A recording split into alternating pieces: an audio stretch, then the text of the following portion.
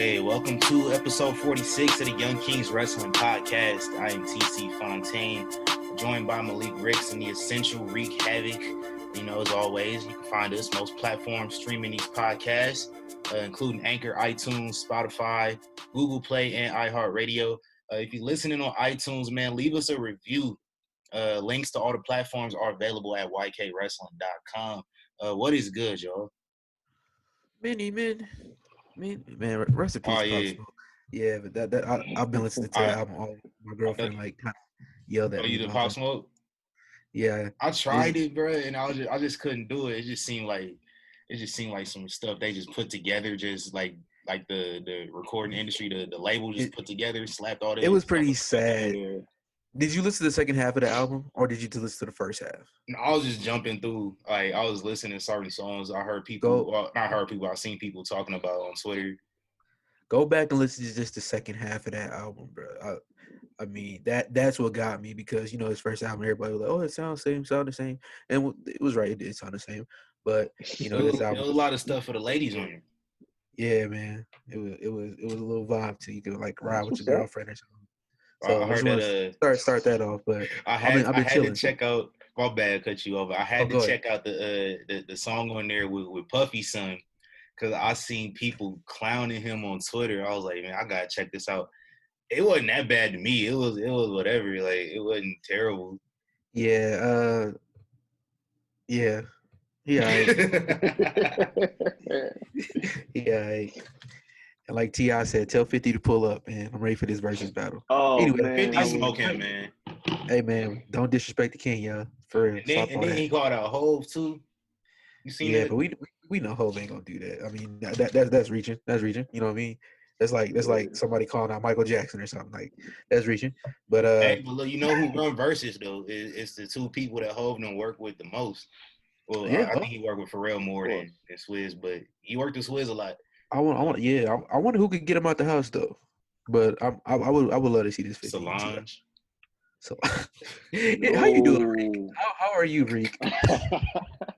I'm cool, man. I'm just, living that essential life like always. You know what I'm saying? Yes, sir. I've been tired this week. You know what I'm saying? They killing me. Feel you, man. What y'all been watching your wrestling lately? Oh yeah, of course. What y'all been watching, man? I just got caught up on SmackDown and Raw the other day. You know what I'm saying? I couldn't give AEW all the attention today. Like, it was all Great American Bash for me, for real. Like, it started off good, ended good. Like, it wasn't as good as last week. Yeah, no, they did everything last week. Everything I wanted to see happened last week. So it's like, yeah, it's off. What you been watching, Malik? Same shit, Raw. I actually watched SmackDown for the first time in a long time last week. Hey, we gotta talk about that. We gotta talk about it because they look like they put my guy Matt Riddle in a nice place. I watched the match with him and AJ, and like after that, I was like, man, let me start back watching SmackDown. It's not as what I think it is. You know what I'm saying? We got some. It's been good for like 3-4 months now. No, I need to go back and catch up, man. I need to go back and catch up. That's my fault. That's ignorant on my part. So I'm sorry. And yesterday I was watching old pay-per-views. Sometimes I just turn on old stuff. I was watching Unforgiven 2000, the one when Stone Cold came back after he got hit by Rikishi. And he just like started whooping everybody ass in the arena all through the whole night. Whooped on the little random little stage hand. Whooped Kurt Angle ass. Kurt Angle was in his feelings about it.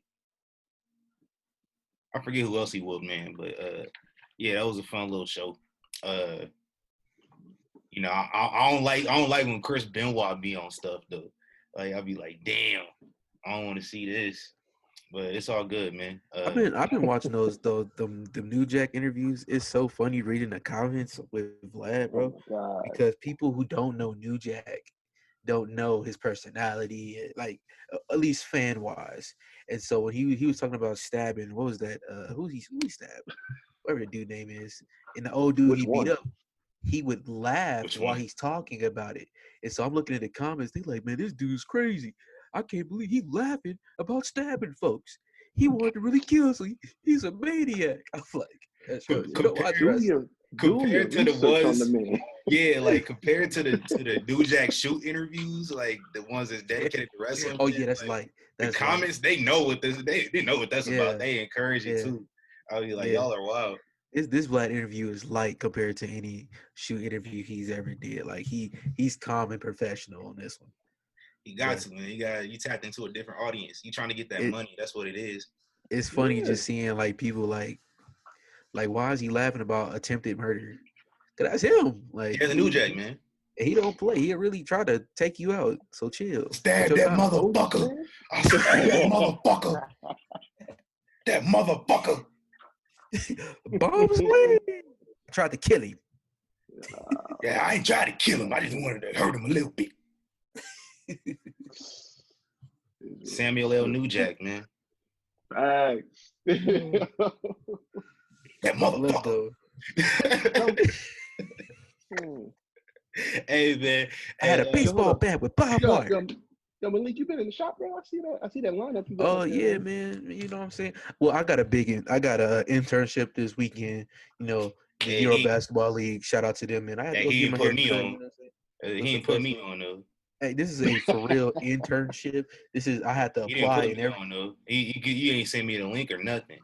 See how the homie. This was last year. Oh, I think so. Yeah, that's crazy. I've been talking about this, Reek. I've been talking about this. He's been knowing this since, like, I don't know when I did it, but still, yeah.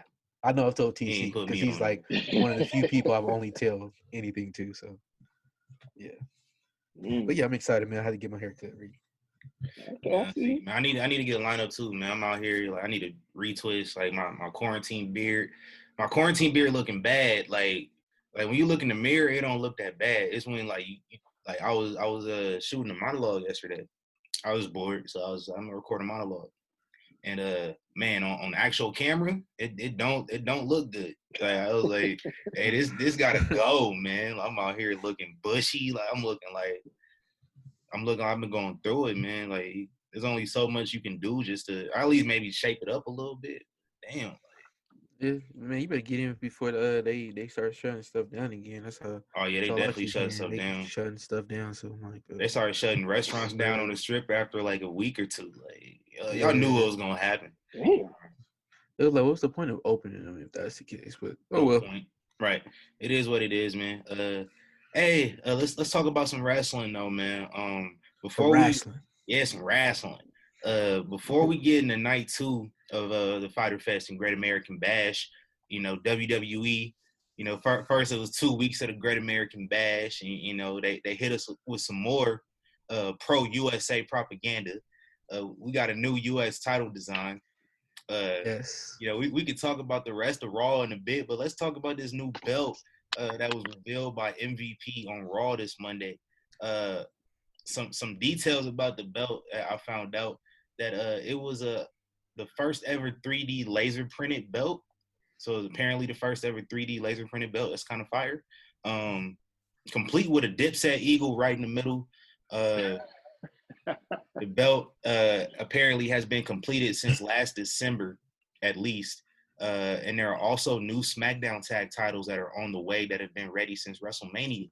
So let's go. I actually like the SmackDown tag titles. Yeah, they say WrestleMania 35. Yeah, so WrestleMania like either or. I don't care which one. Just switch it up. I like the SmackDown ones. Like, I think the blue and the silver complement each other. Yeah, well, they should have switched up the Raw. Yeah, but anyway, because even though it's a different color, they've had that same design since like what 2008. Yeah. What, the US title or the SmackDown? SmackDown. I know US been like since 2003. Yeah, 2003. The SmackDown was SmackDown's only been there since 2016 when they did the draft split. So no, I'm talking about the design, like with the helmets on there and all that stuff. Oh, the little pennies. Yeah, like, probably like 2010, maybe 2011. Yeah, one of those. Yeah. I didn't like the big penny belts though. I didn't like them. But I'm ready for something new, man. Yeah, man. But MVP does he's looking to get his second career US title against Apollo Crews at Extreme Rules. He's already halfway there because he has his belt in possession, like he carrying around like he moves, you know, over on TV. You you say he the real U.S. champion. What's y'all overall thoughts, man? How y'all feeling about this new design, man? I've seen people post some other mock-ups of some other designs, like different ways they would have did it, and none of it looked bad. I like the way man. This title's not bad at all. It's just that first U.S. title looks so good. Like, to me, that title, like, after all these years, still doesn't look old to me. But this title's not bad at all, man. Like, that silver one you shared in the group earlier, that was fire. Like, you know what I mean? But any belt should have gold in it. So whatever belt has gold and it's bright and it's flashy. Cody. Yeah. Whatever belt has gold. Man, I got tickling my throat, man. You need not gold. Corona, I promise.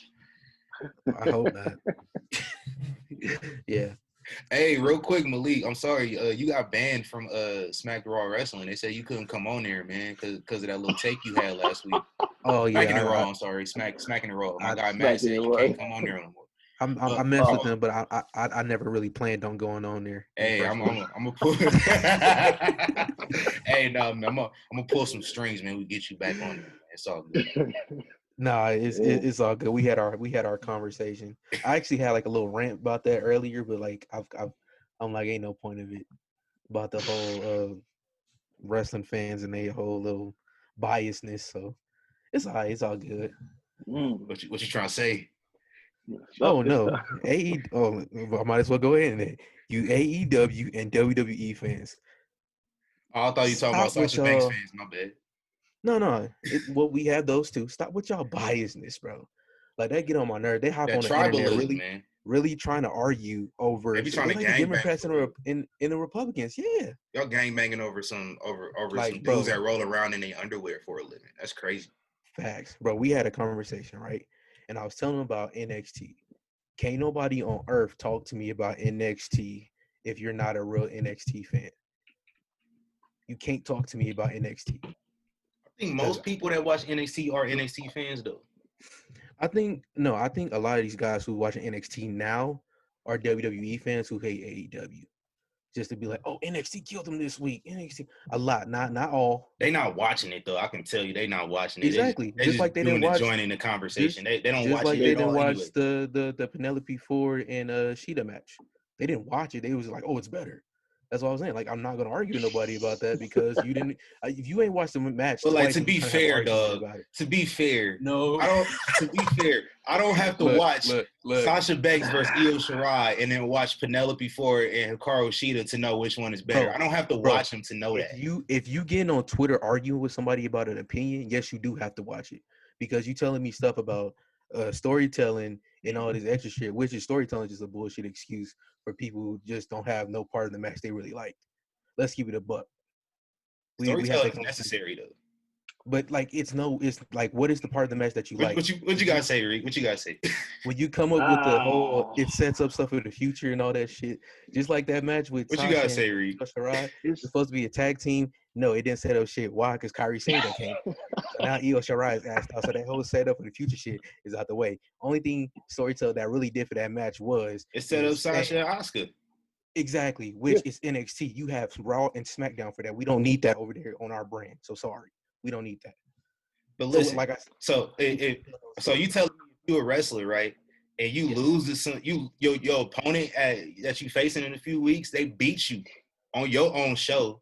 You're not gonna show up and cost them they match a couple days later. You're not gonna do that as a wrestler. Just thinking as a wrestler, not just like I'm saying. Wrestler logic says I'm showing up and I'm like, that's good for that match. Get my smoke back.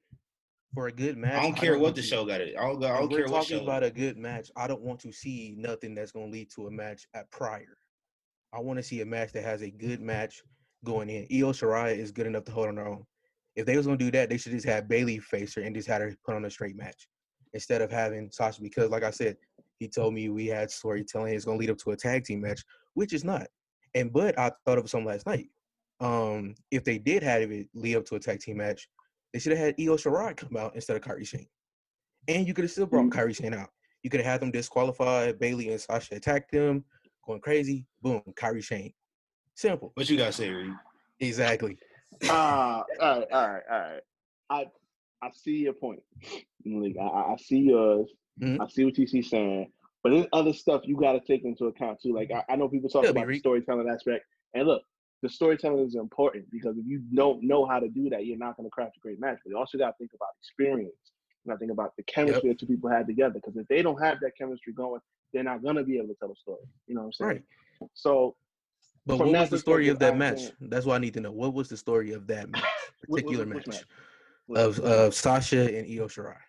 I'll tell you what the story is. Sasha and Bayley, when they first won the tag titles last year, they said they were going to defend the belts on all 3 brands. So when they didn't get the chance to, because they ended up losing the belt 2 months later. It wasn't a tag match. Can I get to my point? What you drinking? Can I get to my point? Not a tag match. What is Can I get to my point though? Like this is context we talking about. You can't ignore the context because it's not a tag match. About. Okay, go ahead. Right. So we talking about context though. Like context is important to everything. So what I was saying, he froze. Like he froze now. That's crazy. So like what I was saying, I'm gonna wait till he unfreeze. He gotta hear this. Where you go? Where you go? Oh man! You see, he froze on purpose. That's crazy. You said, "Nah, you gonna catch the smoke today." Oh, that's wild. You want to freeze now? I'll still say it though. So when they first won the tag titles last year, they said we're gonna defend these belts on all 3 brands. They did not get the chance to. They did not get the chance to defend the titles on all 3 brands because they ended up losing the belt like a month later. So when they first won it back, they like, all right, we said we was going to defend these titles on all 3 brands. That's what we here to do. So we're going to defend these on Raw, SmackDown, and NXT. So you got the SmackDown Women's Champion. You got somebody that hasn't held a singles women's world title in 3 years. Coming to NXT talking about we run NXT. You don't think the women's champ on NXT going to have a problem with that? So she gonna show up and be like, "Hey, y'all, what y'all doing? Like, y'all in my house. This my show." So that's the story. That's the story he was telling. And he wasn't here to hear none of that. I think his thing was intertwining the story of Asuka and Sasha now in the middle of it's relevant with Sasha, because it's like you said, like obviously they come into her show. After all this time, trying to say they run everything, and Io's the champ, so she gotta hold it down for her turf. You know what I'm saying? But then there's the whole thing with Asuka now. There's a whole separate rivalry on a whole different show, and it's like, okay, we don't need that mixed up in it. So I see that point. You know what I'm saying? I see it from both sides of the coin. You know what I'm saying? Hey man, I see what you talk about too, but you can't ignore the context of it. But with that being said, we spent a lot of time on this, man. Let's talk about Fyter Fest. We was talking about AEW, NXT. Let's talk about night 2 of Fyter Fest, man. It's complete. It's over. Let's get right into it, man. We started off with the tag team championships on the line. Kenny Page. I do this all the time. I say it wrong all the time.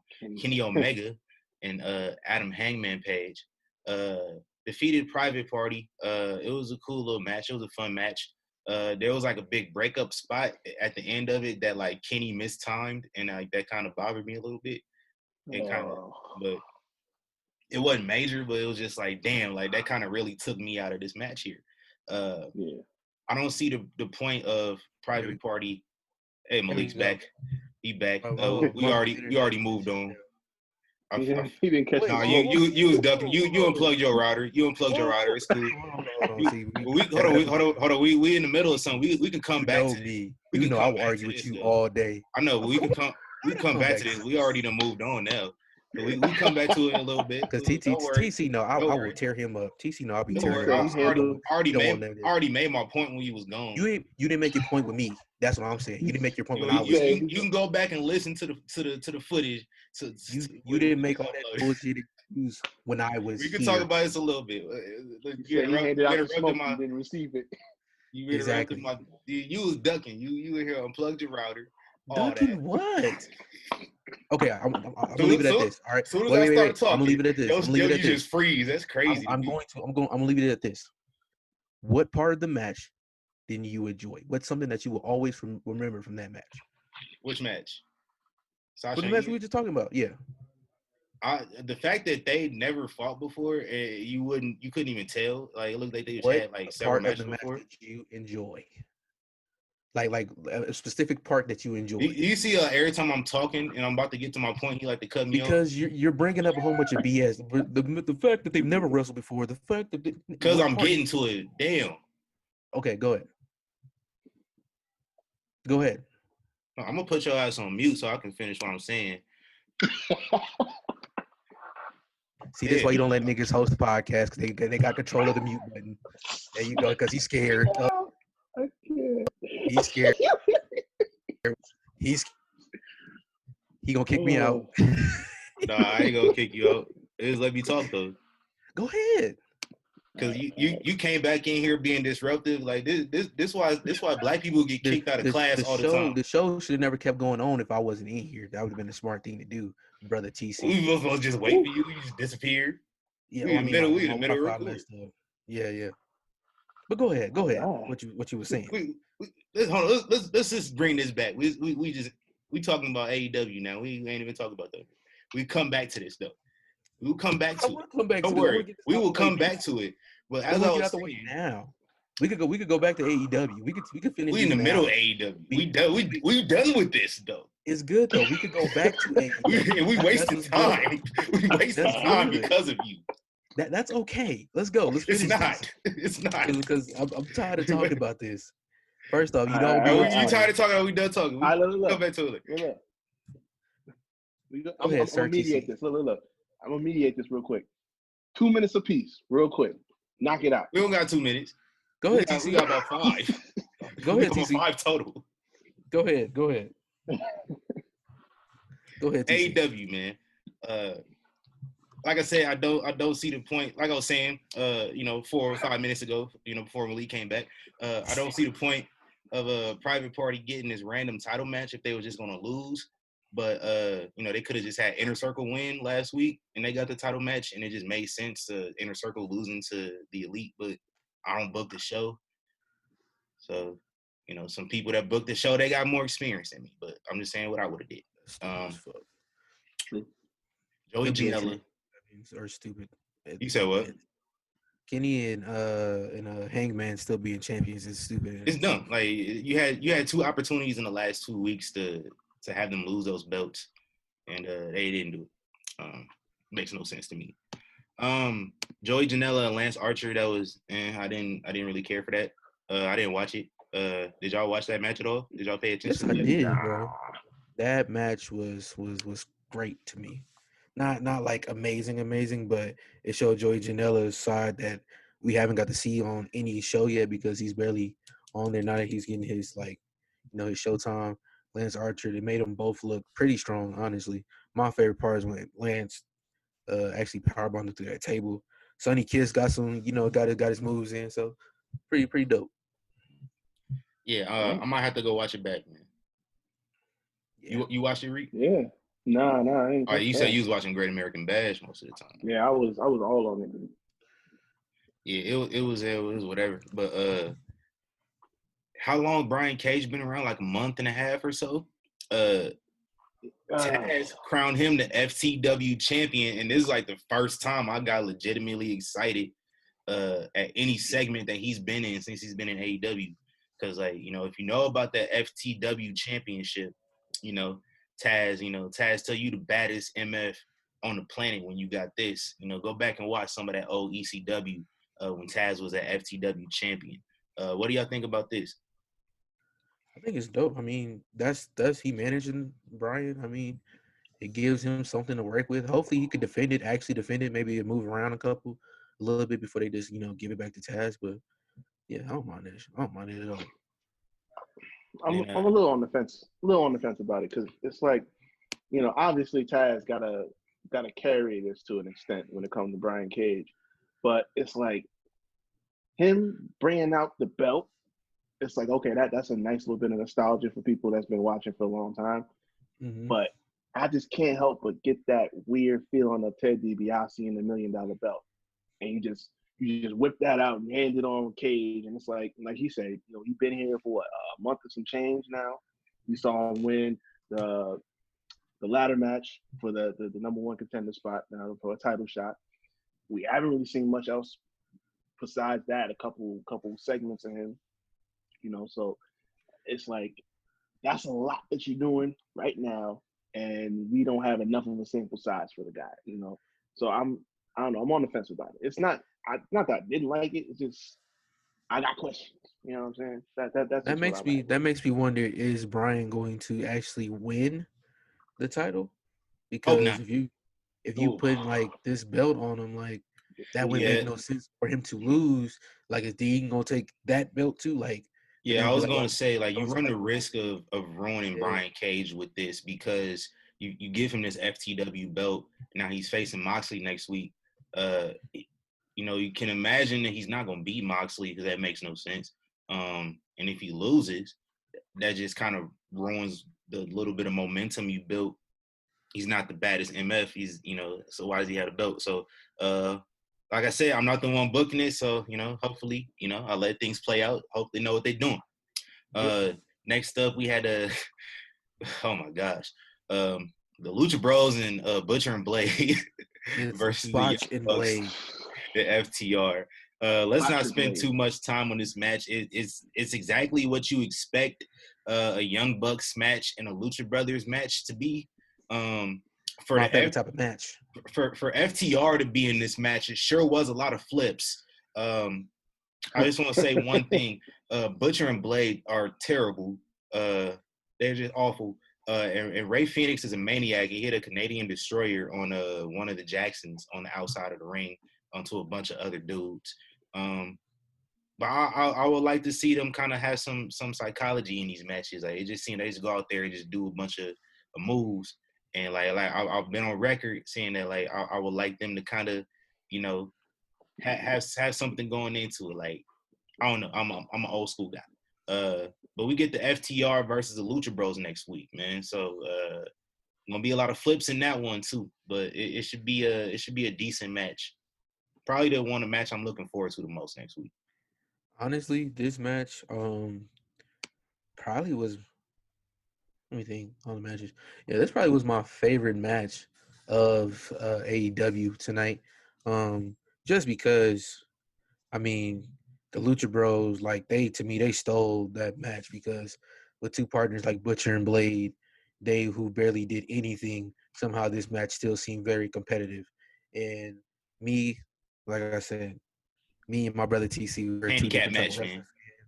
I like that. I Yep. like the flippy, hard hitting, all that stuff. Like I that's like my that type of too, but like I also like to see them like kind of build up to those moves instead of they just be outright just doing it from yeah. 0 to I mean, 100. You know what I'm saying?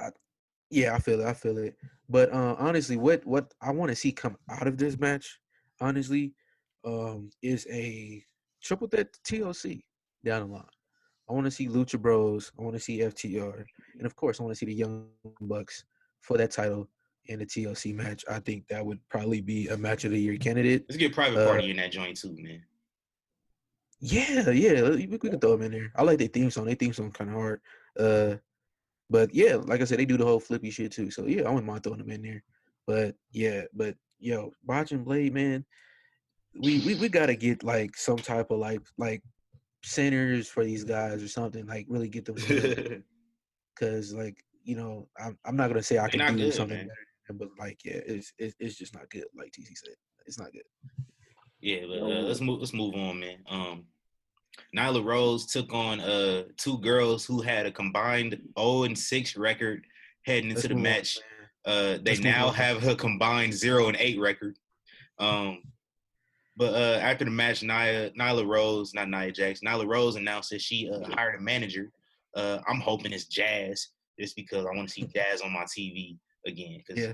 I fucks with Jazz. So hopefully that's what it is. Hope I'm not wrong. Hopefully it's not Tessa Blanchard. I've seen some people saying that. Spit on the grave that is Tessa Blanchard's career. that would be stupid. That would be Yeah. very stupid. Let's To, move to be on. a manager? Yeah, it's dumb. It makes no sense. Let's move on. Dark Order and Cole Cabana defeated SCU. Cole Cabana's on a win streak now since he's joined up with Brody Lee. They wouldn't let him celebrate though. They just like, what the fuck you celebrating for, fam? Like, you got, it's just business. Like, he's supposed to win. So I like that. And in the main event, Chris Jericho beat Orange Cassidy. Let's be real, we didn't watch. Yeah, we didn't watch that. Yeah, we was watching NXT, man. I'm sorry. Man. So this match, I love that guy. Orange Cassidy. I like both of them, man. I was excited to see this match, but then just like I tried to watch both at the same time, couldn't do it. Yeah, so I'm gonna go back and watch it. It looked like Orange Cassidy got a lot of offense in though. Yeah, that's what I seen. But ultimately, he lost the match. So yeah, so I thought he was gonna get the win, but he looked strong. But I don't. Yeah. So overall, for Fyter Fest, last week I enjoyed last week a lot more. This week was very probably the thing I enjoyed the most was Brian Cage being crowned the FTW champ, and also Big Swole got suspended, so that was cool, and she ended up showing up anyway. But yeah. anyway, man, yo, I didn't know she was married to Cedric Alexander. I didn't know. Yeah, that. I thought we talked about this like a couple weeks ago. Yeah, when you said it last week, I was like, why is he saying that? But then I was like, oh, I looked it up. I'm like, oh wait, they really married. Yeah. Oh, hey man, Young Kings Wrestling Podcast. We got to run these ads, man. We'll be back. We're gonna talk about some more wrestling. NXT Great American Bash. We will be back.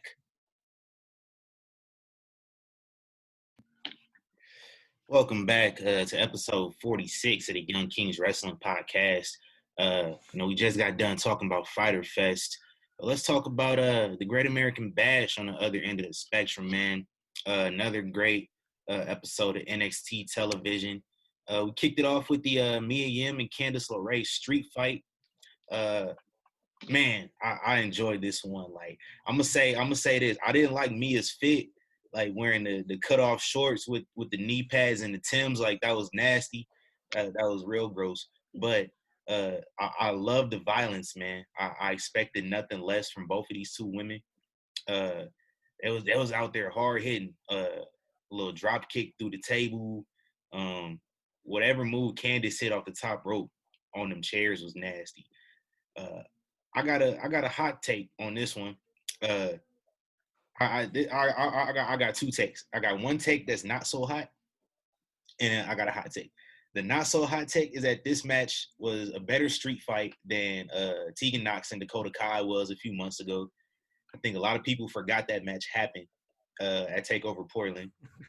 I definitely forgot that. I heard Mauro Ranallo was like, as we see the violence in this match, there's a reason why this is only the second street fight in NXT women's history. I was like, what was the first one? I was like, oh, it happened 4 months ago. I hella forgot. And then my hot take is that this was better than Asuka and Nikki Cross, Last Woman Standing from 3 years ago. That's my hot take. I don't know. I'm going to have to go watch them back, but yeah, what y'all think of this match? Whoa. Oh, but all the Whoa. Nah, it was a good match, man. Great opener. Honestly, it was like my favorite match for a while until the one match we all love happened. But yeah, it was my match of the night changed like 3 times. Same here. Honestly, Yeah. once I had mine, I stuck with it. But I said this recently. This was the star making moment for Candice, and that's what I expected. It was better than I thought it was going to be. It wasn't too long, but it didn't need to be. It had enough impact that it was gonna show. And for Candice, I said this a while back with that whole heel turn with her and Johnny. It's like she's completely outshining him. Like this whole turn has been for her. So I think this was like that turning point. Like, she's gonna have a run at some point in time. Like, there's no question about it no more. It's not a matter of if, it's a matter of when.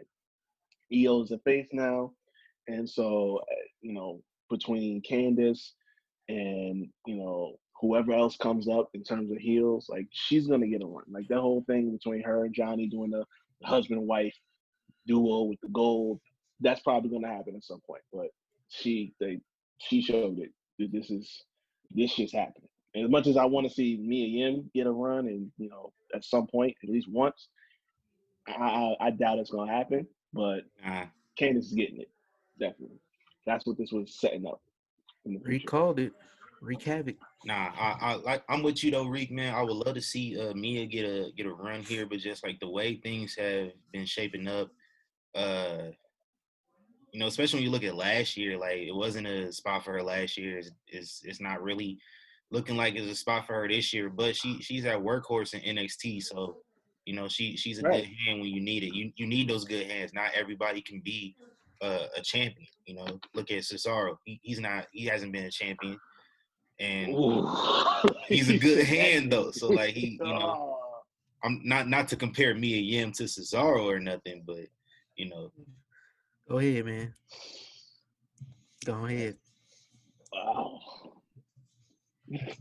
We gotta talk about Cesaro another time. We gotta make that list too, though. We gotta make that list of like wrestlers who were great that they did nothing with. But okay. Yeah, we gotta get back. We gotta start making them Codaholla videos, man. I get triggered when I think about Cesaro and how underused he is. Like, but he seemed like he don't really want that. He just like to wrestle. So like, as long as he get whatever spot, he cool. He must have by now. He had to have gotten to a point where it's like, okay, it's not gonna happen. You know what I'm saying? I could put on as many great performances with as many wrestlers as possible. He'll drag a match out of a broom. It's not like he don't get featured at all. Like, he get featured a lot and he looks strong a lot. He may not win all the time, but like he go out there, he make other dudes look good. Now he in this title program, they might give him a tag title again. That's been his magnum opus. So but to hear, but tag titles. That's my point, though. It's like we've seen it, right? We've seen him be tag team champion. We've seen him be IC champion, US title. Ain't no shame in being one of the greatest tag wrestlers of all time, though. Nah, I got but that's not him, though. Dude is built to be a world champ. To have the team. Go, my bad, Reed. Nah, you good. But dude is built to be a world champ. Like you look at it, look at him personally, the way he's built. Look at his body of work. I mean, his promos ain't bad either. So I mean, it's like, what's the problem? Come on, man. He has one of the best NXT matches in history. Just gonna throw that out there. Oh, that's my real like NXT fans. On top of it all. they don't know about them days. Him and TJ down there at Full Sail. They don't know about them days. Yeah, or the match with him and Sammy. Yeah, man. You made me want to watch some 2014 NXT. I was watching some of that today. Like I was watching Fatal 4-Way, the one where damn, what match was I watching? I totally forgot. I was watching something. One of them takeovers from back in the day, man. I might have to go watch weekly episodes or something soon. That's why I got mad this week. If you weren't in the trenches, don't talk to me. You wasn't outside. You wasn't in the trenches back then and there. Don't talk to me, man. We went in the trenches. Hey, man, let's carry on, man. We start talking about Cesaro. Cesaro ain't had nothing to do with this show. Bronson Reed and Tony Nese. Apparently, like Tony Nese had a dark match like before last week's show. And, how the hell you have a dark match in front of nobody? Right. He had like a dark match last week's show versus Leon Ruff, and like he was just being like a bully, and Bronson Reed did not like that, and so Bronson Reed went to management. It was like, man, put me in a match with folks right here. So shout out to Bronson Reed. He ain't afraid of the smoke. He wanted to smoke from Karrion Kross, and he got his ass whooped. So he was like, man, me pick on somebody that's like 2 sizes smaller. They had a dark match in front of nobody. That's funny. Okay. But Bronson Reed and Tony Nese, it was whatever. I was just like, who thought we wanted to see Bronson Reed and Tony Nese on a big pay-per-view, style card? But it was whatever. I'm not the biggest like Bronson Reed fan. I don't know what it is. I think that he called himself a thick boy. That's probably why I can't get behind him. Oh. I can't do it, man. I don't know. Maybe but that's the thing. Was he in Ring of Honor? I think I vaguely remember him being in Ring of Honor. I don't know. Do it look like I watch Ring of Honor? Don't talk to me about NXT if you don't watch Ring of Honor. But it's really a rite of passage. I think it's a rite of passage for everybody who debuts in NXT. Is that like I don't like them at first because like it's something about them, like especially when they new and they just getting a lot of TV time. I haven't resonated with that person yet, and then like over time they win me over. It happened with Tommaso Ciampa and Johnny Gargano and DIY. It happened with Velveteen Dream. I couldn't stand him when he first debuted. Happened with a lot of guys. And then some guys just come in. I just be like, man, I rock with them heavy, like Undisputed Era. I got some takes on the Undisputed Era here in a little bit, but yeah, this match was whatever. Moving on, Shotzi Blackheart ran over Robert Stone with her tank backstage, and then they spent the whole picture-in-picture commercial break trying to get him up from under it. Yeah. That was funny. And then I love Shotzi, and I fucking love that tank. Yeah, like that. I don't care how bad the show is. If I see just 30 seconds of that at any point in time, I don't care how bad the show is. I've given the whole show an A+, just off the strength of that. Like, yeah. Hey, so I posted. So as we know, Evolve closed last week. We talked about that. And so Evolve is like, what are your favorite Evolve memories? And so I posted the one from the show that was on the network last summer, where like Shotzi Blackheart just like dived out the ring, chairs, to a whole bunch of chairs. Oh, so like somebody replied to it that was like, Shotzi, did that hurt on a scale from 1 to whatever? She replied to them, but didn't acknowledge your boys. I was kind of upset. Oh no! Off our own video, it was cool. It's cool. It's cool. As long as they look and they reply, man, you it's know cool. where you get it from. You know where you heard it from. Shout out to the bro. Shout out to Matt Riddle. It's cool. Yeah, shout out to Matt Riddle too, man. Matt Riddle showed us some love, man. And then so like Matt Riddle, we'll talk about SmackDown in a sec, but hold on, I'll just talk about it when we get to it. I'll talk about it when we get to it. I'm sorry. I don't want to interrupt. I'm sorry. Y'all know it's what I sent y'all yesterday though. The little screenshot. Oh yeah. But next up for this show, we had Johnny Gargano versus Isaiah Swerve Scott. This was my second match of the night. Yeah, it was dope, man. It was like I'm trying to compare, man. It's imagine like two Tyreek Hills wrestling out, in the ring. It was just quickness. If you don't know, Tyreek Hill is a receiver for the Chiefs. Yeah, it was a dope match. Don't tell him. I mean, y'all should know who Tyreek Hill is, Right. I mean, I got my own opinions on Tyreek Hill. If you know, you know. But like, that's not for the show. But dope match though. It was really good. Man. What y'all think of this match? This was my match of the night. This was the first match we was just texting each other. It was like, man, y'all watching this? It's crazy. Like, yeah, honestly, even after Keith Lee and Adam Cole, this was still my match of the night. Like, real talk. And I guess for me, it's kind of like I knew deep down that Keith Lee is going to win. So it's like, obviously, him and Cole are going to put on a great match. It's not like I'm not expecting it.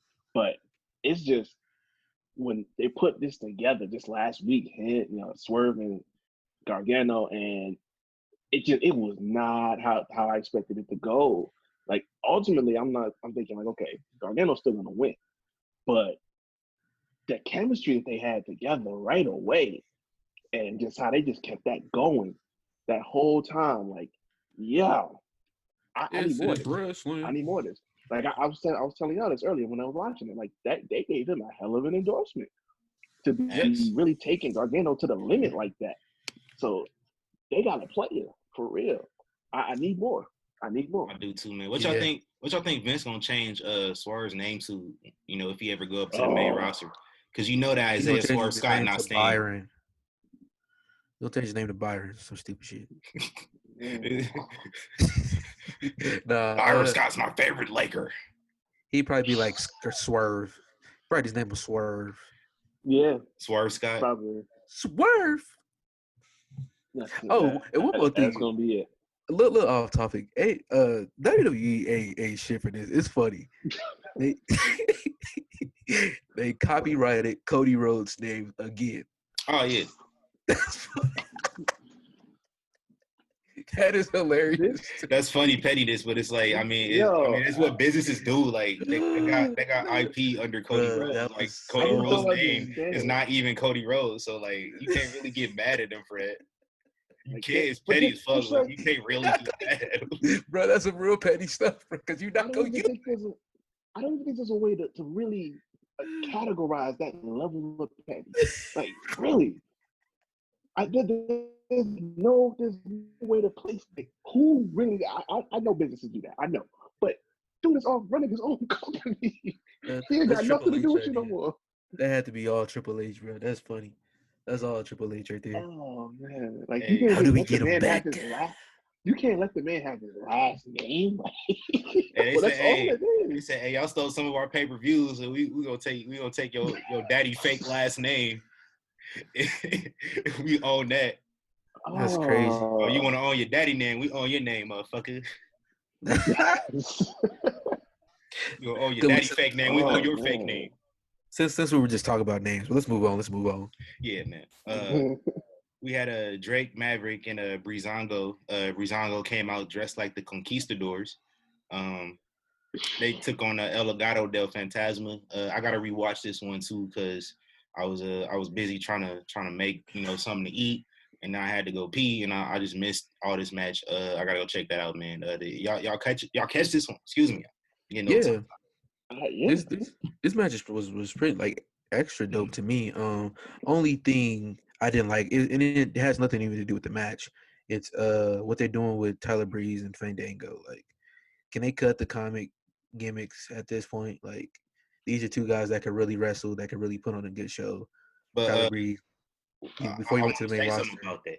Oh, go ahead. Because when they first came back to NXT, when Fandango first came back about like a month or two ago, they had a video package on Breezango, and like they were actually like serious in the video package. It wasn't no play, like they was just like Exactly. we had fun, but like we trying to do something, and then they ended up getting a title streak. Mauro Ranallo even said something about that during their entrance tonight. Yeah. It was like they like to have fun and play, but it's serious business now, and they know I think exactly that's what we want. I want to see that serious side of like, yo, when we went to the main roster, we was hot. We got like, because if you watch, like I said, if you watch NXT back then, even before Tyler Breeze went up, there was rumors saying Vince didn't like his character, didn't like him. So But like we didn't could look at Tyler Breeze in NXT, and we knew he wasn't gonna do much on the main roster. Like I said that back then in but look 2014. to me, if you have somebody coming out and the fans, he's already a big star with the fans. You had them core people. To me, it wouldn't be hard to put your stuff in while still pushing him. He got like the whole end of the stick the entire time. He had a few good matches, but it I don't was know like if if that y'all was was a gonna do pun or that, not. y'all should have just Was that a kept him pun? where he was at. No, Because not you at had all. the selfie stick back in the day. Oh yeah. See, exactly. No, I forgot all of but yeah, no. But besides that, no, this match was great, man. When you put those 6 guys in the ring that fly, even Fandango did some fly moves. You know what I mean? Just be careful, don't hurt yourself again, Fandango. But yeah, that Watch them was fun. shoulders. Yeah, it's pretty good. I ain't gonna hold you. When they first came out, I had forgotten that they were going against Breezango. So they just started their whole entrance, and I'm like, who the hell is this? I was really lost. You know what I'm Yeah. saying? And I I do that forgot every like time they come out. Yeah. Like I forget they do like a lot of creative stuff. It's different every But single time. yeah, but then that makes me think about, because he was just saying, it's like, how Breeze was in NXT back in the day. It's like, he's not gonna be much on the main roster. But I guess that's really why people want to stay in NXT in the first place. That's like why Gargano say all the Johnny. time, like Yeah. he's NXT for life. Him and Ciampa and all them, because it's like they can be over, and they don't have to Yeah. sell that to nobody, because everybody in Full Sail know what's up. But as soon as a Gargano or a Ciampa goes up to the main roster, all of a sudden it's like they're gonna get swept down by the wayside because Vince doesn't see it. Like I read the other day, Vince But that, like, officially is bro, giving up on Shayna Baszler. It's like, that's stupid.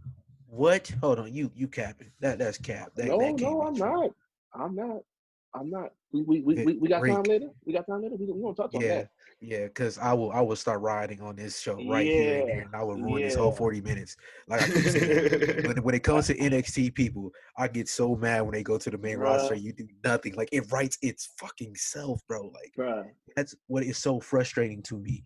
When And I tell you, I Shayna blew us. She should first off, she should have won at WrestleMania. First Thank off, you, but thank you. And Becky was gonna leave anyway.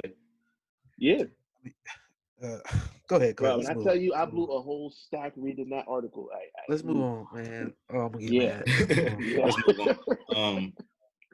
We had the first appearances in what seems like forever for both Santana Garrett and Mercedes Martinez. Mercedes Martinez came back and it was a squash match. I know, like she was a face in like the Rumble when she was in the Rumble this year. Yeah. But it looks like she's a heel now.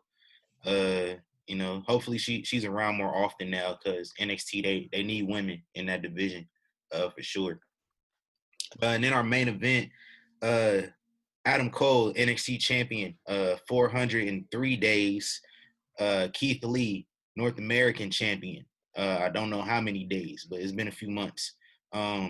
This was not the match of the night, man. This was the match of the year so far, in my Standing opinion. on that.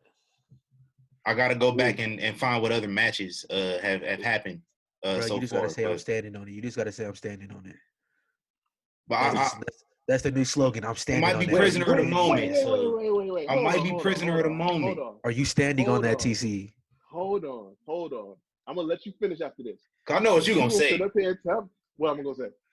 Because this I gotta go run back because we can't forget we had the greatest wrestling match ever just a few weeks ago. Y'all spent all the weeks getting me about it's gonna be the greatest match ever. So I gotta run it back just to make sure.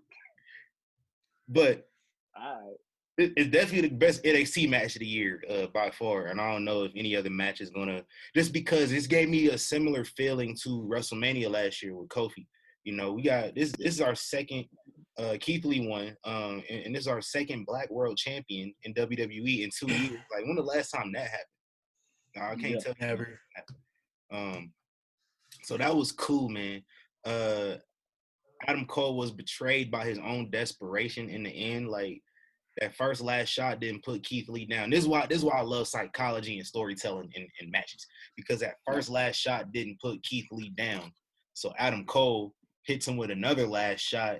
Instead of going for the pin, he goes for the Panama Sunrise again, because he didn't trust that, you know, it didn't work the last time. I gotta do more.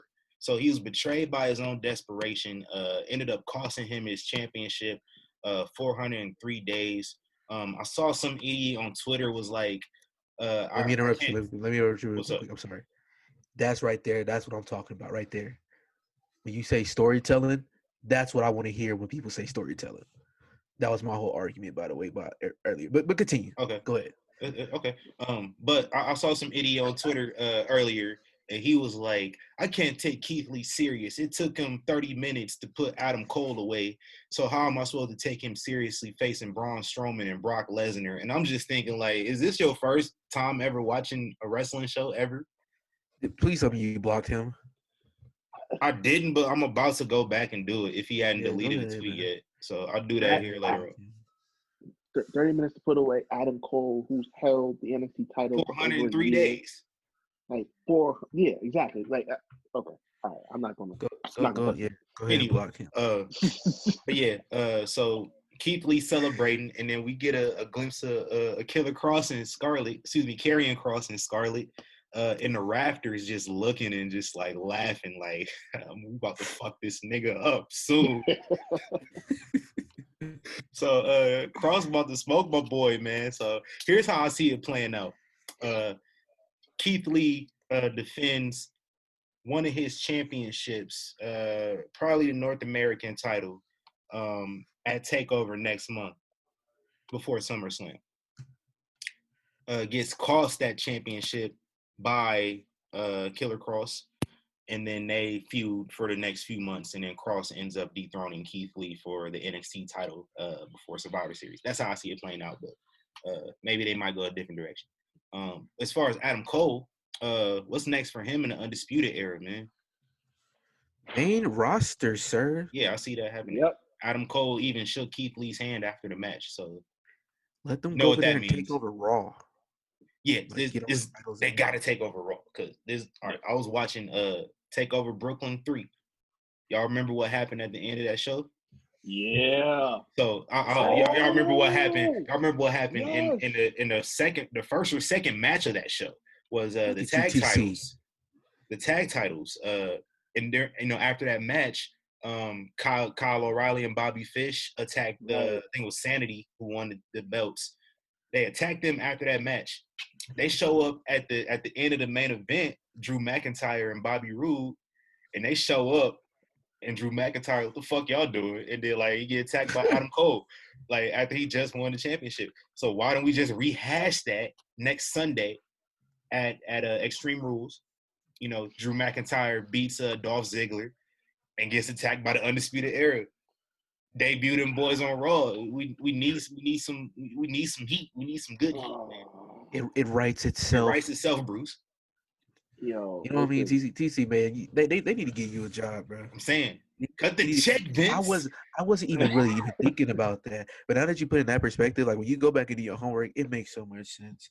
Yo, man, The storytelling, man. Storytelling, bro. I'm telling you. I'm gonna hurt y'all on this one, and I love that idea, and I agree 100%. Come on, Ray.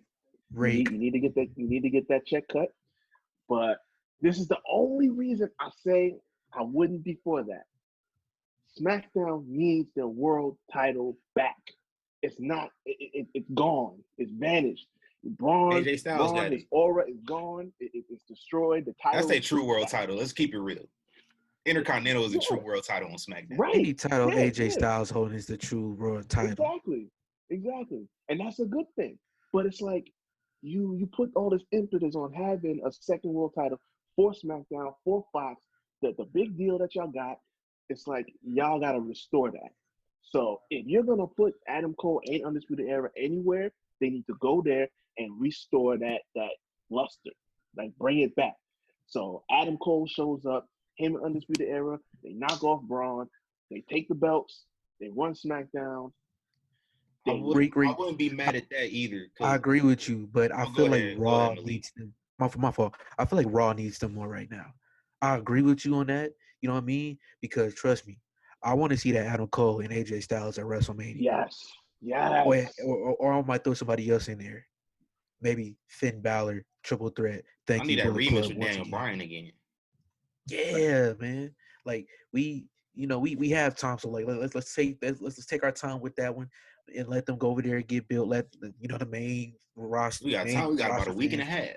Yeah, let them know and all that. Show them who they are, and yeah. So let's keep moving, man. I'm with you on that a little bit though, Reek. Like SmackDown, because they do need a world champion. I wouldn't mind seeing them beat Braun, because as we know, like Braun ain't really supposed to be champion anyway. So he's just been champion for 3 months, not doing a damn thing. Like once this stuff with Bray is complete, that's on WWE though. Like, how do we keep getting these champions that's just not doing nothing with it? I mean, us watching, we see John to be champ though. Exactly. So like, but why is he still champion 3 months later? Is my question. Exactly, but it was like when Stone Cold won the title, we seen Stone Cold every week. John Cena, we seen him every week. Triple H every week. Years old. But these past decade or so, it's like we get a champion, they leave, or we get a champion and they do nothing with the title. We got to do better. Yeah. Agreed. Keep in mind though, who has quietly been vanishing from TV? Mr. Money in the Bank. Yeah, I was just about to. I was thinking that the other day, bro. Where is he at? And that's a good thing. Yeah, because especially for Otis, because like that whole shtick can get old really fast with him being a featured player. So it's been pretty cool to see him. Maybe he got the Rona. I don't know. Maybe he was one of them people. Hope that's not the case. But he did just disappear randomly. But yeah, so let's get the Undisputed Era. I want to see them on Raw or SmackDown. Don't wait until SummerSlam. Let's get them on Raw or SmackDown here in the next few weeks, just because we gotta do something with them boys, man. Get them on SummerSlam. Yeah, I need them on the SummerSlam card. So let's get them on Raw or SmackDown first. So let's run through SmackDown and Raw just to close out the show here, man. On SmackDown, we opened up with Matt Riddle having an interview with Michael Cole. Really weird. Explained how he had frostbite in his footsies on vacation in Wisconsin as a kid, and that's why he wrestles barefoot. Yeah. Moving on, Matt Riddle faces John Morrison in a match that was way better than the preceding promo. Very, very good match. This is John Morrison's best outing since he's returned, like easily. Matt Riddle has good matches with everybody. We get AJ Styles and Drew Gulak. Really, really good match. I think I was a prisoner in a moment from my first view because I started thinking back on it and I was like, I don't remember much about this match, like what spots that happened. So I got to run this one back, but it was still a pretty cool match. AJ Styles and Drew Gulak didn't really live up to the expectations possibly. So I got to go review it. Yeah, it's all right. It's a weekly show. It's cool. Yeah. Next up, probably my favorite segment of the year, man, because we got the living legend, the some people's GOAT, the Undertaker, endorsing two other living legends, the women's tag champs. Undertaker called up Bayley on her personal cellular device and said, all y'all was doing the tribute to me last week. Nah, y'all ain't have to do all that. Like, you and Sasha deserve to give, a tribute over me. I agree, most certainly, but that's neither here nor there. So we get a tribute package for the tag champs, Bayley and Sasha. And then, after that, we get Alexa Bliss and Bayley faced off. That was cool, little whatever. Shinsuke Nakamura beat Kofi Kingston. And then in our main event segment, we get Didn't watch it. Just skip it. I watched it. It was unnecessary. It was really just like so Jeff Hardy. All right, so I will say this is Jeff Hardy's best ever promo came from this segment because like usually when Jeff Hardy cut a promo, it's not believable at all. But this one, he was really like, don't need promos. He don't, but like I think if you've been wrestling for like 20, 25 years, you should know how to cut a promo a little bit. But he could. But this, like, it was a lot of passion in this one. I felt it. I just wish that they weren't doing this little situation. That's all. Exactly. But on Raw, we talking about really good career promos over on Raw. We opened up Raw with our WWE champion Drew McIntyre, and he calls out Dolph. It's Dolph. Yeah, I was waiting. I thought I was like, gonna miss you cute.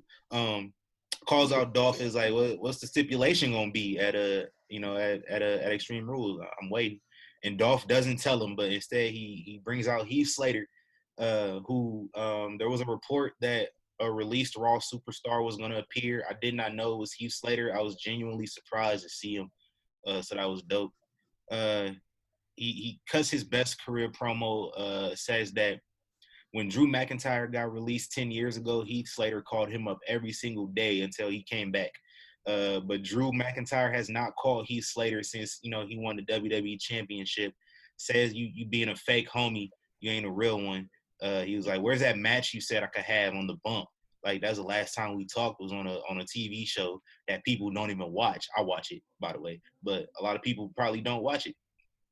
So he's like, where's my match at? And he's like, get my match. Drew McIntyre gives him the matches, he loses in 30 seconds, whatever. We might need a little bit more time because you ain't gonna get through everything in just 5 minutes. Yeah, we might. I'm trying. I gotta stick around. The Shayna thing too. Yeah, we gotta. Yeah, we probably. Yeah, all right, it's cool. It's cool. All right, it's whatever. Sasha Banks and I'm sorry. Before we move on to that, does Heath Slater stick around? Hell yeah. Yo, yes. he's for world champion 2021. Call it right now. I need him on I need that trifecta complete. Like Jinder did it first and then Drew did it. Like Jinder should be back by next year. We can have that triple threat finally. Like we never got to have the Shield triple threat, but we can do We can do this one. No, especially he cutting promos like this. He got himself in better shape. Let's see what he look like in matches now. Yeah, that's all. Just get the price. I like my favorite part of that promo when he was like, when I said I got kids, man, this ain't no joke. This for real. Right. I was like that right there. I was like, man, yeah. Put that title on that, man. You know what I mean? Just not even no jokey joke. Like I really want him to win that title one day. Just because it pissed Jim Cornette off because he exposing the business. It's whatever. Let's move on real quick, man. Sasha Banks and Kairi Sane, good little match. I don't think they've ever fought before, so it was decent. Ended in DQ. I need a rematch. But we getting Boston Hug. They're not Boston Hug no more. Sasha 3 shows and Bayley 3 brands versus the Kabuki Warriors for the tag titles on Monday. Can't wait for that one. So that's a long name. It is. The role models. We can go with the role models. Yeah. Kevin Owens and Rey Mysterio defeated Seth Rollins and Buddy Murphy. The winner of this match chooses the stipulation for Rey and Seth at Extreme Rules, and Rey Mysterio chose an eye for an eye match. I don't know, like what it's supposed to be. Apparently, can I say one thing? Apparently, you must gouge your opponent's eye out to win the match. So, like, I just wonder how they're gonna do this. Can I just say one thing? Remember, Extreme Rules came from ECW One Night Stand. From One Night Stand to this Extreme Rules, the horror show, an eye gouging match. We got an eye gouging match and a swamp fight on the same card. Do you see why I get upset? Like why I get upset? This is okay. It might be good though, just because we don't know what it is. Like we didn't know what the Boneyard match was going to be, and everybody's like, "What the fuck is a Boneyard match?" And then like everybody loved that was cool. When I heard Grave, I was Undertaker and Grave. I love hearing that. Thank you. I believed in that because it's Undertaker. It fits. The name fits, and it's what AJ Styles. How can you have anything wrong with those two together? Especially if Taker doesn't have to go and get in the ring and do 30 minutes like he would have to do back in the day. You can't go wrong there. This is no disrespect to Seth and Ray because they could go. Yeah, but it's like this is not. I said it to y'all when I watched it. I'm like, yo, the horror show tagline.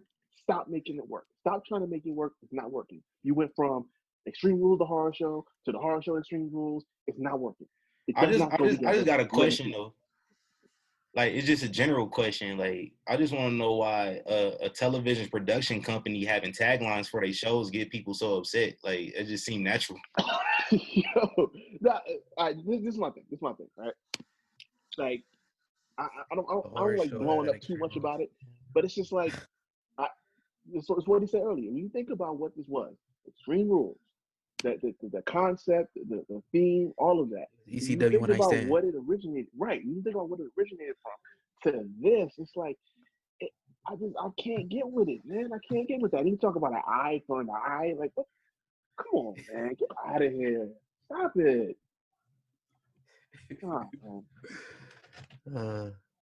Next up, we have MVP and Lashley. They defeated Cedric Ricochet. That's my new name for them. But we already talked about they revealed the U.S. title before this match. This match, they building up to something. I just don't know what it is. Like they building to something with MVP and all these other black wrestlers. Yeah. There's no way they not. It's too obvious though. Like I'm just like, but it's just taking a long time, and but it's that's one thing that's bothered me about Bruce Pritchard programming, which is like everybody wanted long-term story building back, but like, I just be so anxious, like to see things happen. Like, but so I'm patient. I'm just anxious. Did y'all happen to check out Ricochet's 365? Not yet. Yeah. I haven't had the time to. It was pretty cool. They didn't really talk about much. Like, I mean, it wasn't really much to talk about. It was just really showcasing his first year on the main roster. Talked about the match with Brock. Talked about winning the U.S. title. And, that was pretty much it. Yeah. Not much going on. It was a cool watch, though. I recommend it. Next up, we have Randy Orton and Zelina's Angels. They defeated the Viking Raiders and Big Show. I think they doing a really good build for Big Show and Randy Orton just to kind of get people to care about it. I think we all know who's gonna win, but just like, you know, when we all know who's gonna win, the important thing that they can do is to make us care about it at least. And I think they've been doing a decent job of. Because if you would have told me that Big Show and Randy Orton was gonna have a pay-per-view match in 2020, like if you told me that last year at the end of the year, and I'd be like, what? I'm not gonna see that shit. But I mean, they've done pretty good for themselves. I really enjoy like Randy Orton snapping on Angel Garza like in the middle of the match on the outside, like just like yoked his ass up, like damn son. He's like, I got a lot of respect for you because you grew up in the family business. I grew up in the family business too. We can relate. Well, you need to fucking listen to me, motherfucker. He let him have it. And in the end, they all walked back up the ramp together after they got the win. Legacy 2.0. Like, don't call it that, but we could call it something else. Yeah, no. Okay. I would like to, you know. They probably have to show Cody Rhodes on their TV again. I mean, Jared. I mean, they showed the Royal Rumble on Fox the other day, and Jericho was in the first match. So, well, yeah, that was back then. When he was in the company. So yeah. We talking like if they going like on Raw or something like that. That'll be the most hard edited footage you ever seen. Yeah, like they had to get him for a new name. They gonna get him Benoit. They cut him out of every scene. This him and Ted. For real. Yeah, but I wouldn't mind seeing that too, because we know Angel Garza, his family. You know, his last name is Garza. You know, nephew of Hector Garza, R.I.P. You know, he's Humberto's cousin. Andrade, I think like his dad or his granddad used to wrestle back in the day too. Damn, yeah. So yeah, I wouldn't mind it, just because you know, everybody's together. I think Andrade is related to a few other people who are big in Mexico as well. So it's you know, of course, Randy Orton, family genes. So and it would give those guys something to do too. I'm tired of them losing all the time. At least, you know, they with Randy Orton now in this current iteration. Tired of them losing and fighting every week. Like, yeah, if they're gonna lead this to a story, they're gonna break up. What we doing? Yeah, so I think with Randy Orton now, you know, you get an experienced person like Zelina can't keep it together. They've hit a wall. So now we got this former, you know, how many times Randy Orton won the title? 13-time world champion. A lot of times. Yeah, so you got 13-time world champion. You know, the only man to win the Rumble and the Money in the Bank, and win the Rumble twice and the Money in the Bank. So yeah, definitely. And it's time for Zelina to get to wrestling, yo. Like, stop. Yes. That picture, man. Well, I will say, I can appreciate the dedication to the valet, because the valet has been seriously diminished in the last. That's what everybody wanted, though. Yeah. At least the last 5 years, it's been like gone. Like if you're not Paul Heyman, nobody. What do the last 5 years coincide with? The women's revolution. So like kind of ever since that kind of got jumped from it, like women haven't been like managers recently, or at least like effective managers. And then I don't think really been effective managers in general.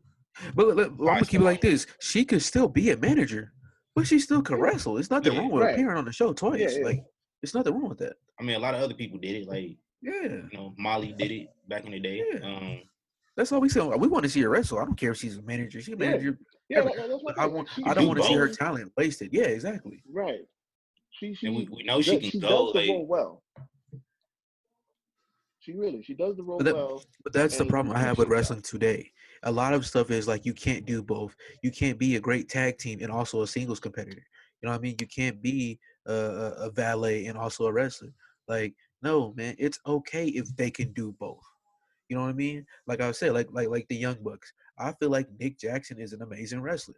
I really want to see him go single one day. You know what I'm saying? Just as Matt, just as Pentagon, Ray Phoenix. You know, hell, I would throw maybe Usos in there. Like, you never know who can turn out to be what if you don't try. And I understand one brother is better than the other. I see that smart TC. You can't do both today. Just ask Paul. You can't be Brock's manager and head of creative. That's just the reality today. Unfortunately, but it is what it is. It just said Paul Heyman just can't manage more than one person at a time. Like last time he did that, it was just bad. Like he tried to average manage like CM Punk and then Curtis Axel and Brock. It just wasn't good. Curtis Axel was doomed from the start. Michael McGillicuddy. Yeah. He's still employed. Nah, he got released in April. Wait, he did? Curtis Axel, yeah. Oh yeah, he did. Well, hold up. Wait. If y'all could have seen Reek's face right now, it was full of pure disgust. It is, because it's like, why? That was so funny. Why employ a man that has this history through his father, and had the potential, had the talent that y'all just dropped the ball with several times over with a whole bunch of different people, whether it was Paul, whether it was who was it? The Nexus, first off, that the whole thing he did with Triple H. It's like y'all dropped the ball time and time again. Yeah. What else we got? Shout out to Axelmania, man. Oh no, that was it. Shout out to Axelmania. Next up, we had Billy Kay defeated Ruby Riott. I like this Ruby Riott story that they telling. Like if you watch her promo on Raw Talk, it was just really, it's a lot of passion and just like her and Liv gonna get back together soon. Sarah Logan's having a baby. Yeah, shout out to Sarah Logan and what's his name? Eric. Yeah, I couldn't remember the new name they gave him. Shout out to Eric, man. All the women was saying he didn't look cute, but like, look, he had to show out now. He was like, look at me. And then our main event, man, Asuka and Bayley. Listen, they don't miss. They do not miss. Like, go back and watch their matches at NXT. They don't miss. Big facts. And I love seeing just Bayley and Asuka and Sasha.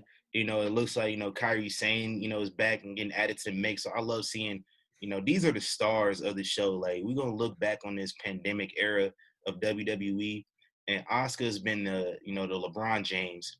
And then here come Bayley, and here comes Sasha, a couple months later. And they're just really just, adding to the enjoyment of these shows, the entertainment. They've all been the MVPs, man. Shout out to the women.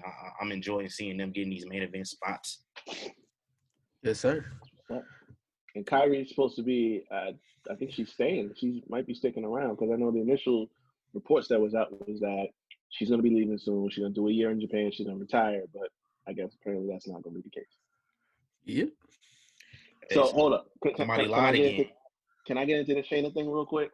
Go ahead. I gotta touch on this. Wait, is it rant segment time? Yeah, yes it is. Let's go. Because this hurt my soul, and I'm pissed off about it. So here's the deal, right? Over the weekend, and this had been rumored for a while, but Meltzer dropped it officially now that supposedly Vince is completely soured. Yeah, no. But this was like it was already out there, and Meltzer was just like, yeah, it's definitely true. Basically, Vince completely soured on Shayna Baszler. He's not with it. He doesn't get her. He doesn't grasp the idea of her with the MMA style being used as a wrestler and everything like that. Wait, what? Hold on. Wait, what? Wait. I'm sorry. Can I cut you off real quick? Go ahead.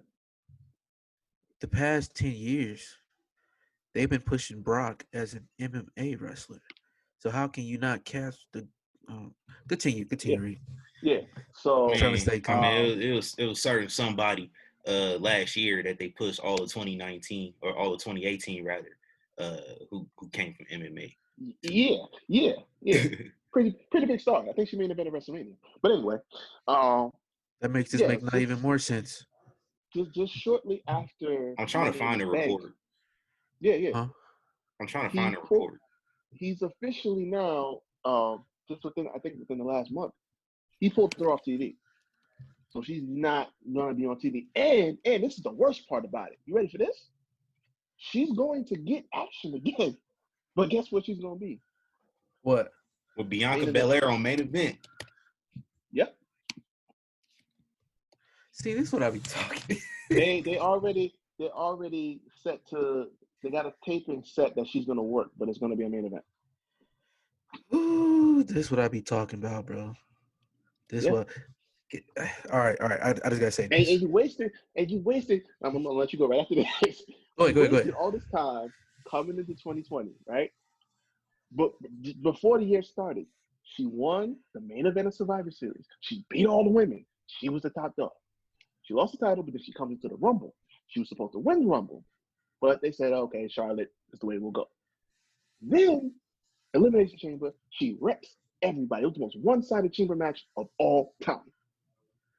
And she's got the main event with Becky. Now, according to what I read, a lot of the decision not to put the belt on Shayna was because there was no crowd. You know, he wasn't going to have an environment, so it wouldn't have felt right.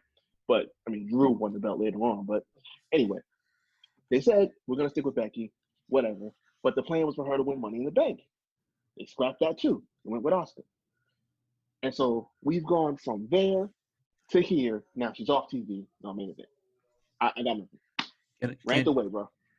So I'm gonna name off some names: Neville, Sami Zayn, Tyler Breeze, Sanity, EC3, Nakamura, Finn Balor, Mike. One of these things are not. Two of these things are not like the others.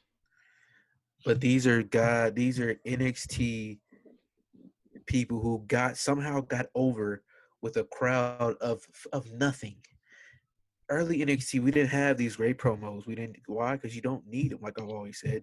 Well, you know, some people you do, but at the end of the day, the match is everything. You can have the best build up to everything, but if you don't have a great match, that build up is nothing. It's a waste of time at that point. With being said, is why it brings me back to my point earlier of people. What I tell people, don't argue with me about NXT. Because when we've said through all this stuff for years and they having these great matches, these great takeovers, countless of takeovers has been better than these pay-per-views, and these guys putting all they work, all their time to go to the main roster and not be treated as well, not be pushed as they should be. And then once another promotion come around, people jump on this bandwagon. Is like, to me, in my ears, I go, I don't want to hear it because you're doing this because of that. You know what I mean? And that's where I come from. Earlier, when TC explained to me the storytelling of a certain match, when I hear storytelling in a match, that's what I want to hear. Not how it started, where it started, where it's going to set up, where the match is going after. What happened in the match to make me go, I love this match. Because when I'm watching a match, I'm not watching it to see what's going to happen next week on Raw. Because that's next fucking week on Raw. You know what I mean? So that was it. You know what I'm saying? That's my rant. But I'm so sick and tired of this shit happening over and over. And this is part of the reason why we even have AEW to this day. When we went to StarCast and we talked to a lot of wrestlers, it was the same complaints over and over and over. So that's saying something. Something either change from the top, or maybe Vince needs to take a step back. Or how about you watch NXT? That's always been a rumor. He's never even watched the product. So how can you book a wrestler that you don't watch or you've never seen? How? Can somebody answer me that? How can I book you if I've never seen your matches? I don't know your personality. I don't know who you are. How am I supposed to book you? Like what? Hey, What? I You don't very even have to watch. I very much highly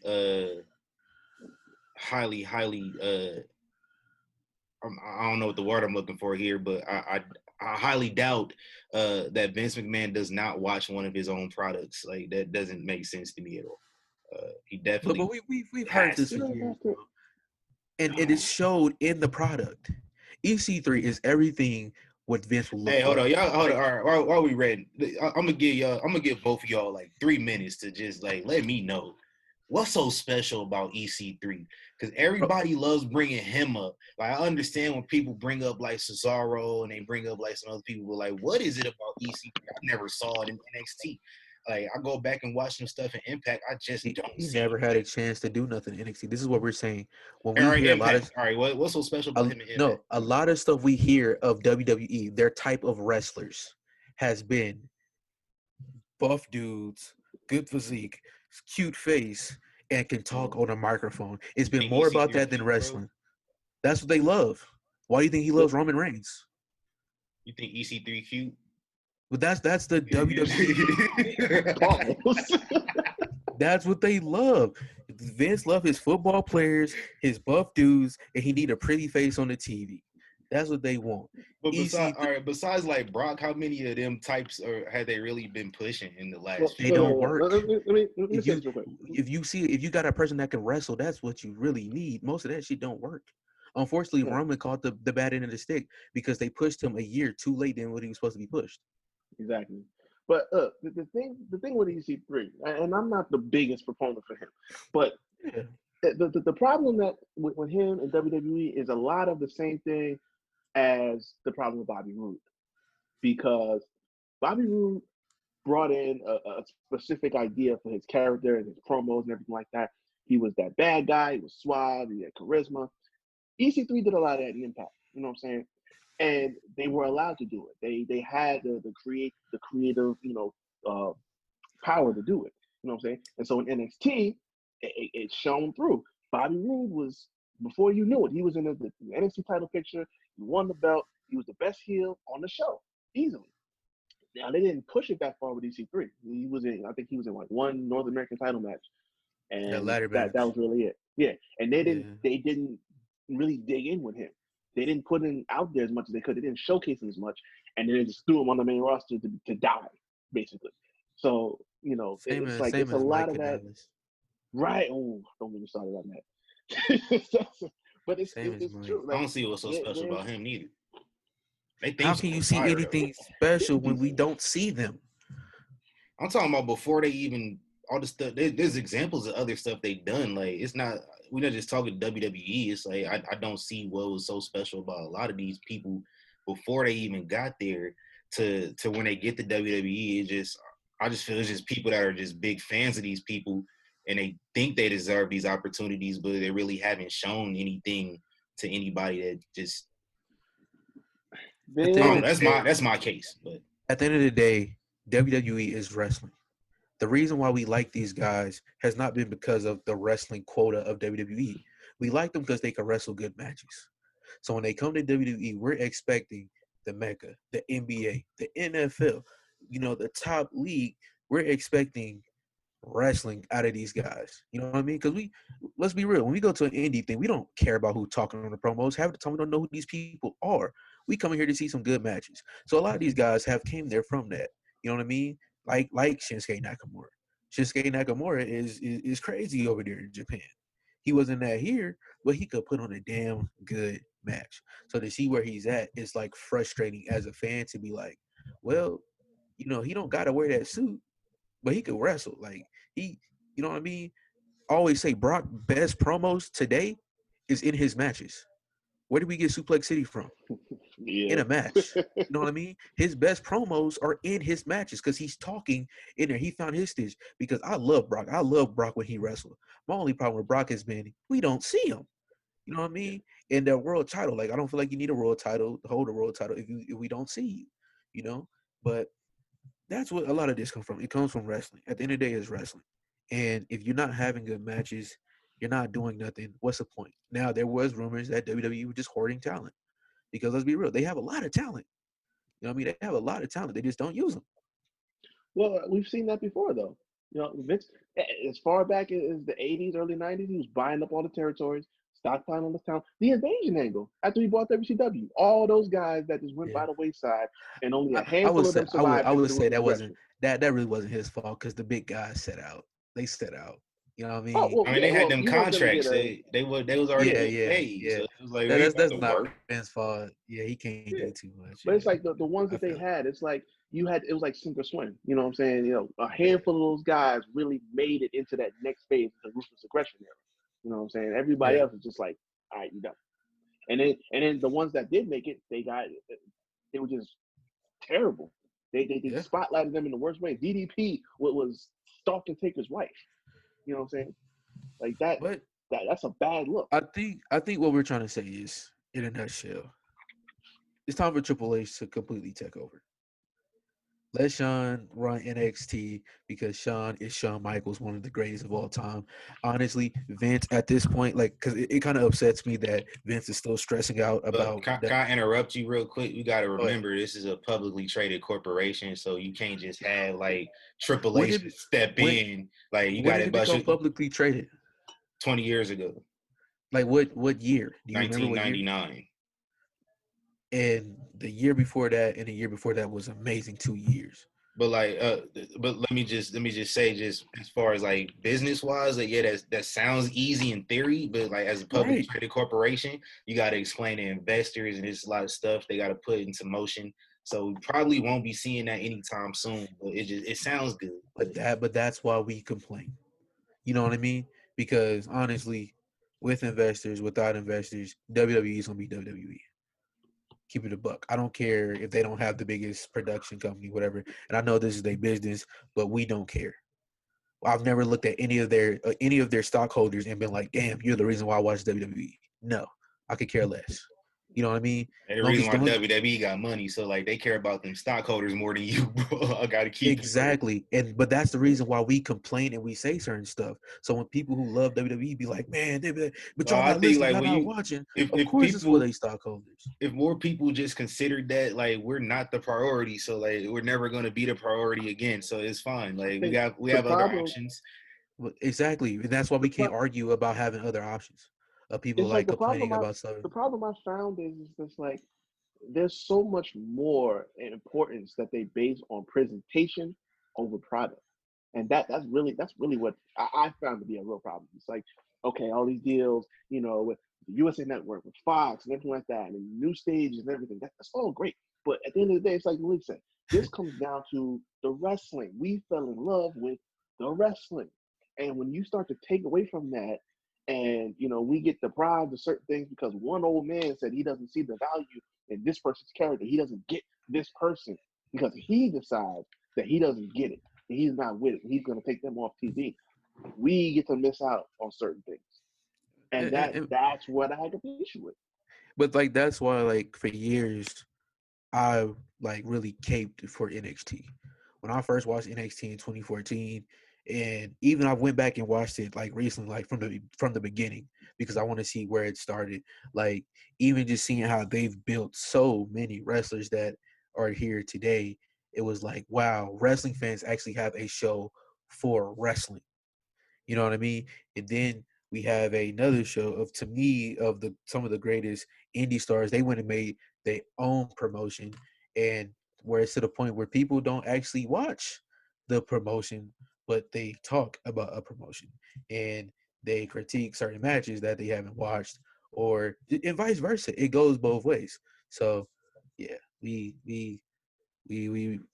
I don't know, man. Stop complaining about the shit, man. Watch wrestling. Shut up. You don't like it? Shut up. Every Hey man, champion it's right a it's now. a soap opera at the end of the day. So you getting in your feelings over a soap opera that involves a bunch of No, it's men. not. Bro, No, hold no, on, no, we no. talking on general, not just you. We Oh, talking. I was gonna say, you making it sound like something way crazier than what it is, bro. But like we talk about, it's a soap opera. It's men and women rolling around, beating each other upside the head. You got a mortician who's dead, but who also thinks he's a biker. You got a dude who runs a cult in a swamp, but he's also a crazy ass clown. You got a hillbilly who just like flips cars upside down. You got a beer drinking redneck who's the most popular And person of all time. and we have a fan who hates Baron Corbin that when he comes to Puerto Rico, he gonna put hands and feet on him. Oh yeah, Oh yeah, yeah. we He forgot to wants to talk run about that. that. He want to run that Oh, fade, you want boy. that fade? Like Reek said, you forget Baron Corbin is a former Golden two-time gloves. Golden Gloves boxing champion, and Yeah. former Money in the Bank, former U.S. champion, former GM on Monday Night Raw. He retired Kurt Angle at WrestleMania. You got to remember that. So I don't know if he wants smoke with Buddy, but uh, hey It's still man, real to me, damn it. I love that video. I want to close out here, because while Malik was on the rant, ironically, tomorrow is the 20th anniversary of Hulk Hogan's last ever appearance in WCW. If you remember that, he was booked to lose to Jeff Jarrett at Bash in the Beach. That creative control is a bitch. And Hulk Hogan was like, I'm not losing to this motherfucker. And then Vince Russo was like, all right, bet you gonna lose to this motherfucker. And then Hulk Hogan said, quote, to Vince Russo in front of all the fans live on pay-per-view, he said, this is why this company is in the damn shape it's in, because of bullshit like this. I just thought that quote went together. Not to, we don't put Hulk Hogan on a pedestal here. Fuck him. No, we don't. No, you good. Dog's acting up already. See that? That means it's time to get out of here. We almost made a whole show without him too. That's crazy. They don't care. They upstairs though. That was a crazy part. I'm like, how can I hear way out here that well? Hey, everybody heard it too. No, one thing, my dogs they be scrapping in here, bro. They really be trying to fight, man. I mean, we got to keep them separated, bro. We got Michael Vick dogs. But also this event also was of note. It was Booker T's first world championship in WCW. So Booker T was only the third Black world champion in professional wrestling at the time. We've had only like 4 additional ones since. That's kind of fucked up. But that includes our current NXT champion, Keith Lee. Let's go. So, hey, it's dope, man. It's dope to see that. Closing statements, guys. Shout out to my uncle. That's the closing statement. Shout out to my uncle. Shout out to the uncle Keith. Yeah. Real quick, I gotta say this because I just read this as we started. Send some thoughts and prayers out to Alana because her mom is in the ICU. Apparently, she tested positive for COVID, and like her mom's asthmatic and everything like that. So it's looking like a serious situation. So you said Alana. Send some love out to Alana. Yeah, send some love out to Alana over there. Always. Oh yeah, man. Prayers to Alana. Prayers to Miro. Everybody know him as Rusev. So prayers to that family, man. Hopefully they get through that one. Man. As always, man, you can find us at YK Wrestling everywhere, at YK Sports 23. Malik, man, we got the NBA about to start back up, man. We need to get these podcasts growing. Man, yeah, I got to get back. I'm low key thinking about rebranding that part, but that's something we gonna talk off mic. But let's talk about that. Yeah, but I'm ready for the NBA to start back up, man. I'm ready. Yeah, man, y'all seen the meals? The what? Y'all seen the meals and dinners they serving them? No. I ain't All right. So like a couple days, I guess the WNBA players went to their bubble. They had they that's messed up. I seen that shit somewhere, and like they laundry room is dirty, and it got little old ass washer and dryer units. They got mouse traps all around it.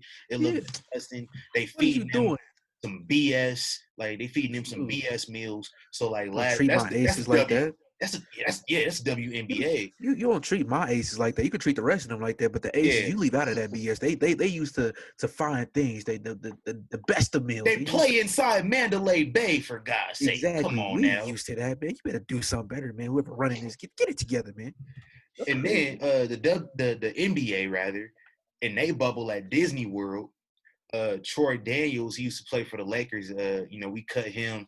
He played for the Nuggets now. He tweeted out a picture of his meal, a salad, and like they got the salad. Somebody tweeted out some chicken. The chicken looked dry. The pasta was dry. Like, man, these is multi-millionaire athletes, man. Y'all better feed them better. Like they got a specific type of diet they need to stick to. Like y'all can feed them better than this. I bet you them Florida personal chefs out there making a grip right now. Hey, huh? But LeBron ain't eating like that though. Nah. Like the king? No way. Hey, this is my theory, and I wouldn't even be mad at it. Like, I wouldn't be tripping. I feel like LeBron got with Adam Silver. He got with the Lakers, and it was like, hey, feed everybody else some bullshit so they can nutrients. They nutrients. So we run to this championship. I wouldn't be mad at it. I'm just saying, fellas. But you know what? Right. It's funny you said that. It's funny you said that because AD think he's slick. You said I feel like we got a better chance now than we did before because we all rested.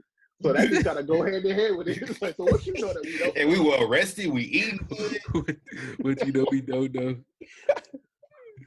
Hey, man, we get that ring. I wouldn't mind, man. Hey, Lakers get number 17. I need John Cena to get number 17 next, man. What's y'all Yes, sir. socials, guys? Malik.lv Two with either Ks. 1 or 2 Ks. Cause I got two. Now, let me get the page with 2 Ks. What? Chill out, Let man. me get the page with 2 I'm Ks. still trying to figure out what I'm doing with that shit. Slow down.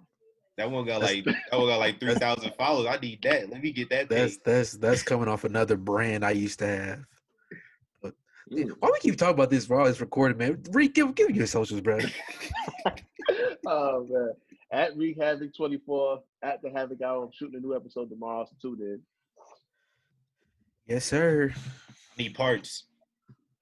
Yeah, Reek, when you gonna have us on, bro? Like you a member of our show, bro. You gonna be, you know what I'm saying? Whenever y'all want to Reek, slide Reek, through, are you gonna and hop on the sports podcast with us? And let me find out. Oh, Reek sure. trying to COINTELPRO our podcast. You're trying to infiltrate what we got going on. Like he won't let us on his show. He's trying to take over. Like man, I see all the followers they got. Man, I can take their bread. Yeah. We find out. No, man, Reek is the he the first person we even let in on this podcast is like he's an official member at this point. Yeah, man, we got to get that. We need a Joy Taylor on here or a Kerry Champion. You know that way I can go back to debating y'all. Oh man, yo, I thought I was about to have to do that today, man. I was about to sit back and be like, all right, I'll handle it. It's still real to me, damn it. Hey, let's get out of here, man. Young Kings Wrestling Podcast. You already know where to find us, man. Next week we're gonna talk about we got Slammiversary coming up. I'm hyped for that. I ain't gonna lie to y'all. Like I'm very hyped for Slammiversary just because I haven't really watched Impact as much in the last decade as I have this year. So like I'm really excited for that. And then apparently like EC3 supposed to be the next guy. So you know I might see what y'all talking about. And then after that, the next night we got almost at Backlash. I'm sorry, Extreme Rules. I'm sorry, again the horror show at Extreme Rules. That's the official title of the pay-per-view. This is the horror show. I feel if it's possible, I feel worse about this than I did about Backlash. This is the horror show. Like I love it. Trying to trigger me on purpose. Yes, sir.